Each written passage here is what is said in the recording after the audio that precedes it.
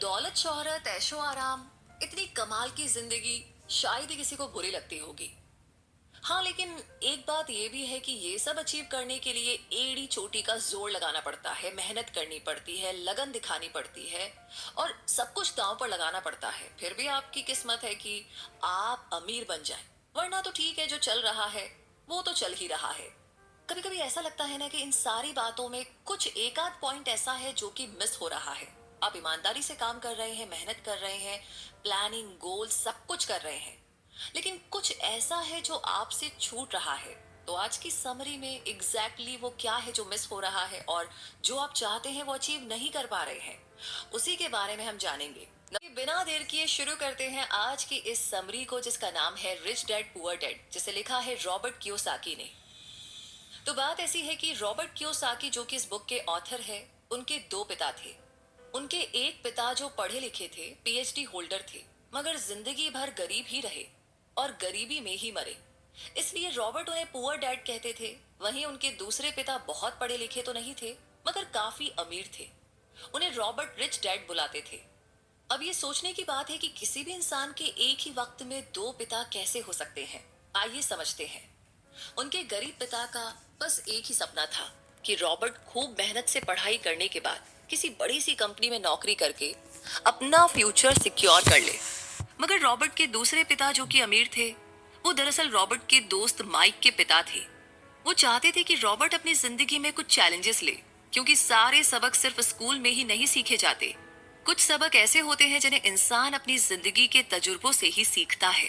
स्कूली पढ़ाई सिर्फ अच्छे ग्रेड्स दिला सकती है, मगर जिंदगी की पढ़ाई बहुत कुछ सिखाती है। बेशक पढ़ाई लिखाई की अपनी अहमियत है, मगर सिर्फ इसके भरोसे बैठ कर के ही सब कुछ हासिल नहीं किया जा सकता। तो आइए इस जर्नी में आगे बढ़ते हैं और जानते हैं फर्स्ट लेसन के बारे में, जो कहता है कि अमीर लोग पैसे के लिए काम नहीं करते। अब ये सुनने में थोड़ा अजीब है, ऐसा कैसे? आइए समझते हैं। एक बार एक आदमी था जिसके पास एक गधा था। जब भी उसे अपने गधे से कुछ मेहनत करवानी होती थी, तो वो एक गाजर को उसके सामने लटका देता था। उस गाजर को देखते ही गधा उसे खाने के लालच में काम करता चला जाता था। उसे उम्मीद थी कि एक दिन वो उस गाजर तक पहुंच ही जाएगा। अब ये उस आदमी के लिए तो एक अच्छी तरकीब बन गई, मगर बेचारे गधे को कभी भी वो गाजर नहीं मिल पाई। अब ऐसा क्यों? ऐसा इसलिए कि वो गाजर बस एक छलावा है। बहुत से लोग ठीक उस गधे की तरह ही होते हैं। वे मेहनत पर मेहनत किए चले जाते हैं इस उम्मीद में कि वो एक दिन अमीर बन जाएंगे, मगर पैसा उनके लिए महज एक सपना बन के रह जाता है। इस सपने के पीछे भागने से आप उस तक कभी भी नहीं पहुंच सकते। तो पैसे के लिए काम करने की बजाय पैसे को अपने लिए काम करने दीजिए। जब आप अमीर बनना चाहते हैं तो सिर्फ पैसे कमाने के लिए काम ना करें, क्योंकि जैसे ही हम अमीर बनने के रास्ते में कदम बढ़ाते हैं, हमारा डर और लालच हम पर हावी होने लगता है कि कहीं हम गरीब के गरीब ही ना रह जाएं। बस इसी डर से हम और ज्यादा मेहनत करने में जुट जाते हैं। फिर हमारा लालच हम पर हावी होने लगता है। हम उन सारी खूबसूरत चीजों की कल्पना करने लगते हैं जो पैसे से हासिल की जा सकती है। अब यही डर और यही लालच हमें ऐसे चक्कर में उलझा देता है जो कभी भी खत्म नहीं होता।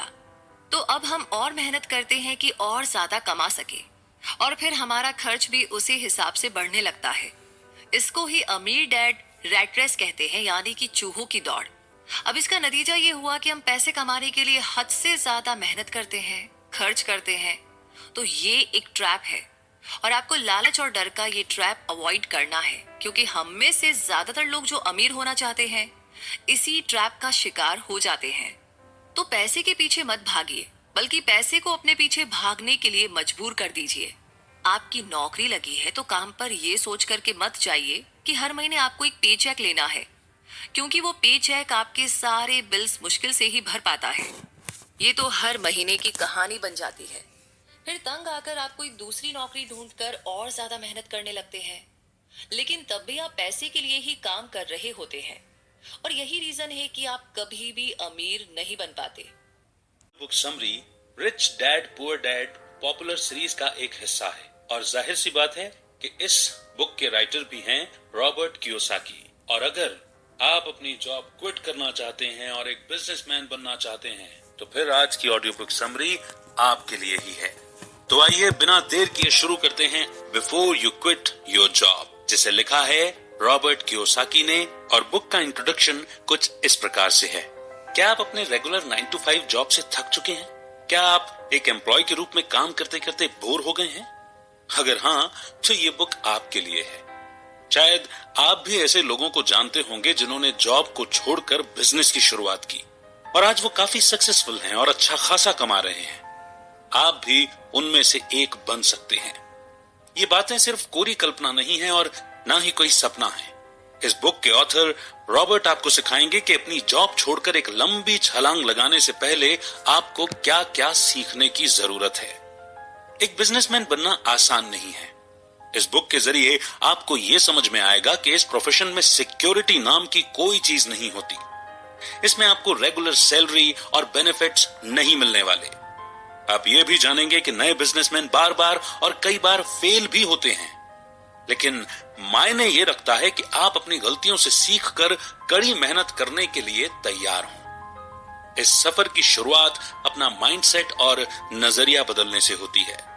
हो सकता है कि आप सालों से एक एम्प्लॉय हों और एक एम्प्लॉय की तरह ही सोचते हों, लेकिन अब इसे बदलने का समय आ गया है। एक बिजनेसमैन किस तरह सोचता है, यह सीखने के बाद आपको फ्रीडम और सक्सेस दोनों मिलेंगे। एक सक्सेसफुल बिजनेसमैन बनने के लिए यहां कुछ खास लेसन बताए गए हैं। आइए एक एक करके उन्हें समझते हैं। Lesson number 1, what is the difference between an entrepreneur and an employ? Rich dad poor dad एक बहुत ही मशहूर बुक है। उसमें जो पुअर डैड थे उनका कहना था कि मन लगाकर पढ़ाई करो, अच्छे मार्क्स लाओ, ताकि आपको एक स्टेबल इनकम वाली अच्छी जॉब मिल सके। उन्होंने रॉबर्ट को भी एम्प्लॉय बनने के लिए एनकरेज किया। तो वहीं रिच डैड का कहना था कि अपना खुद का बिजनेस शुरू करो और उन लोगों को काम पर रखो जो आपसे ज्यादा स्मार्ट हैं। उन्होंने रॉबर्ट को एक बिजनेसमैन बनने के लिए एनकरेज किया। तो एक बिजनेसमैन और एम्प्लॉय में आखिर फर्क क्या होता है? एक एम्प्लॉय बिजनेस की शुरुआत होने के बाद उसमें काम करना शुरू करता है, लेकिन एक बिजनेसमैन को बिजनेस के शुरू होने से पहले ही काम पर लगना पड़ता है। सच्चाई तो यह है कि 99% नए बिजनेस अपनी 10th एनिवर्सरी के पहले ही बंद हो जाते हैं। ज्यादातर बिजनेस खराब प्लानिंग की वजह से फेल होते हैं। कंपनी का ओनर अपनी कड़ी मेहनत से बिजनेस को लंबे समय तक चलाने की कोशिश करता है। हालांकि ऐसा करने के बाद कई सालों के बाद ओनर भी थक जाता है।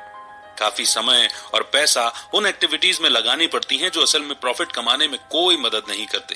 पहली बात, अगर किसी बिजनेस को खराब तरीके से डिजाइन किया गया हो तो ओनर की घंटों की कड़ी मेहनत भी उसे बचा नहीं सकती। रॉबर्ट के एक दोस्त थे जिनका नाम जॉन था। जॉन ने अपना बिजनेस शुरू करने के लिए एक बड़े बैंक में जॉब छोड़ दी थी। वो लोन ऑफिसर के रूप में काम करते थे, जिसके लिए उन्हें अच्छी सैलरी मिलती थी। लेकिन उन्होंने ये देखा कि बैंक के जो सबसे अमीर कस्टमर्स थे वो बिजनेसमैन थे। जॉन सोचा करते थे कि क्या कभी वो उनमें से एक बन पाएंगे।